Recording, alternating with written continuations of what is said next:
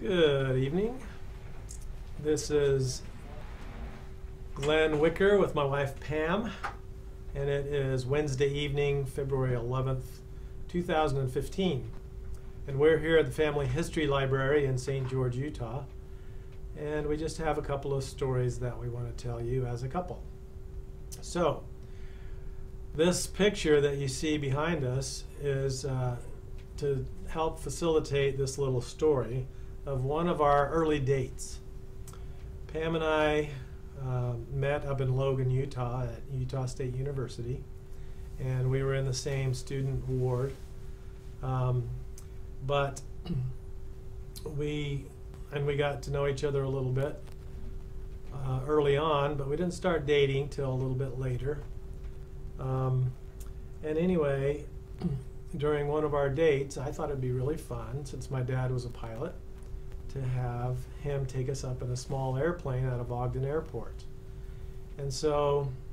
Wasn't it Logan Airport? Nope, it was Ogden Airport. And so we got, we rented a little airplane, drove down to Ogden, and my mother came along with Dad.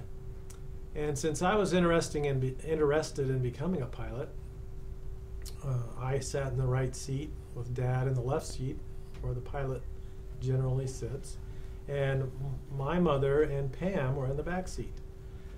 We didn't really know each other too well yet, I don't think. I think it was one of our real early dates.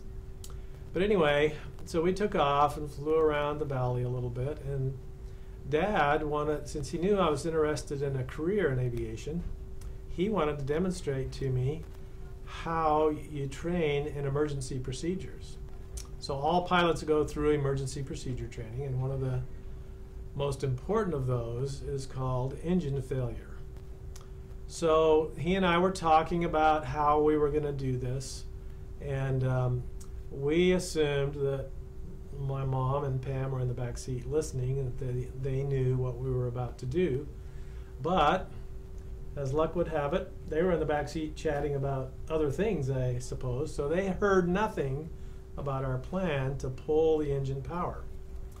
So Dad says, okay, so here we go. Now when I pull the power, I want you to maintain a certain airspeed and go down and find a place to land.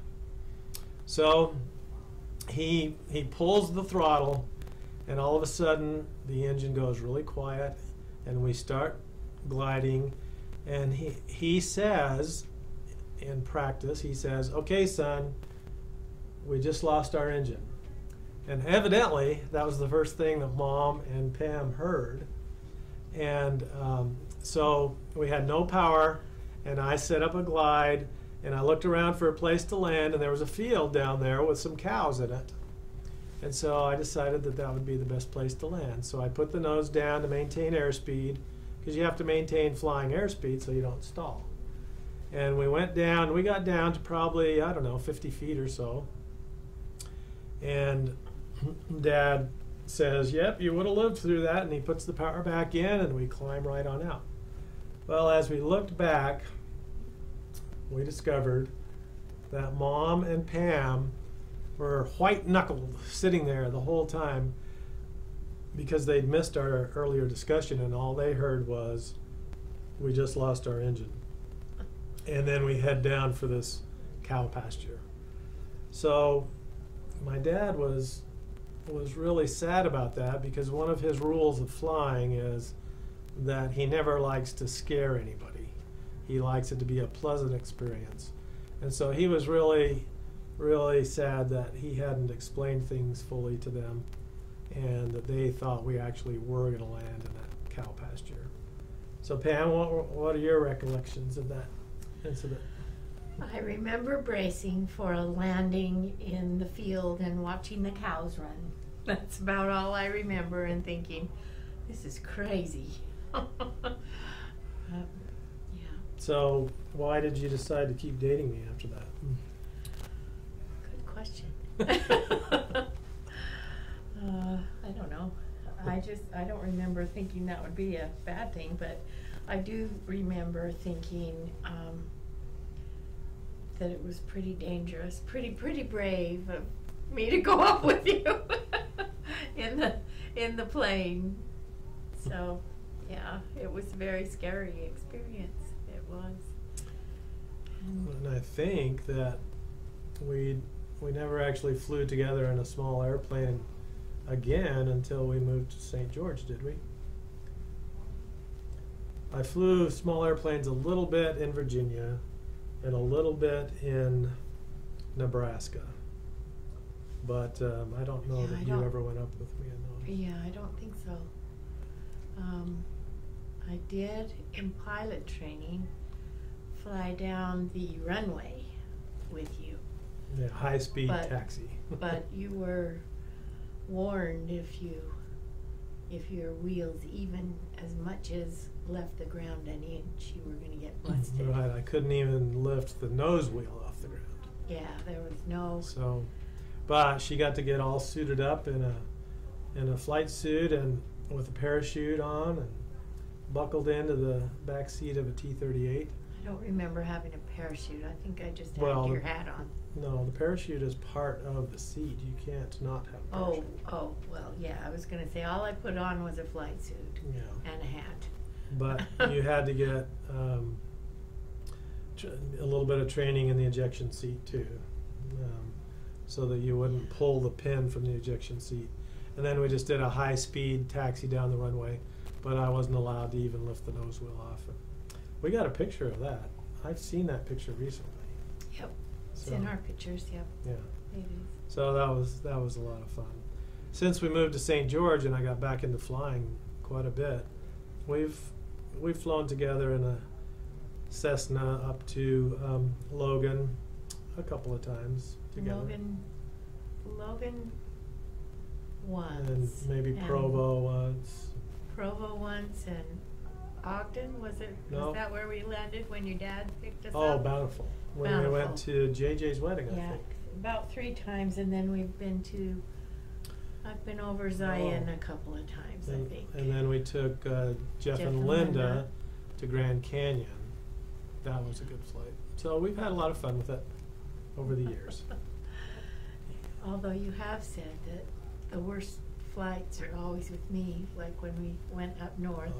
That was a really bumpy ride. Coming back was the best. Yeah. Yeah, I had to land here at the old St. George Airport one time when the crosswinds were out of limits and we were almost out of fuel.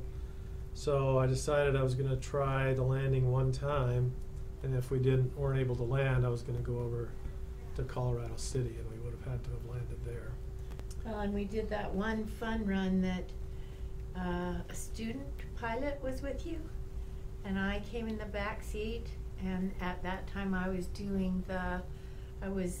participating in the Utah row quilting for 2014, I guess it was. Was it this year? It was this year. Last year. This is 2015. Yeah, right. Yeah, last year. And we got to stop, was it Delta? Was at a quilt shop in Delta. Milford, wasn't it? Milford? I can't remember. But we ended up landing at this little airport, and Glenn thought that there would be a courtesy car there, and there wasn't. So I called the quilt shop, and the lady was really cute. She said, I would come and get you, but I'm the only one here. And then she said, just a minute. So she ran to the customers in the shop to see if any of the customers could come and get us, and came back to the phone and said, I've got somebody coming for you. And so it was so fun. So I was able to pick up my row quilt pattern from them, buy that from them, and then buy the kit.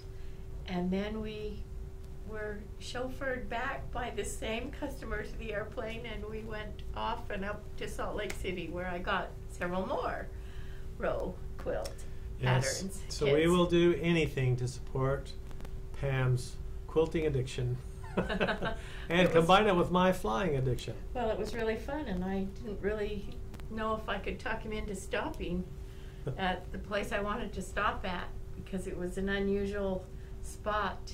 You just don't get there very often. And because of that, she won the contest here in St. George, and that story was told to the owners of the shop. Yes, they got it a little bit wrong, but it was close. But it was kind of fun. I'll bet there wasn't anybody else in Utah that did what I did to get some of those row patterns. And Glenn actually cooperated with me and humored me, and we stopped in the place to get it. So that was fun. Yep, that was a good one. Okay, well that's it for this story. Nice talking to you.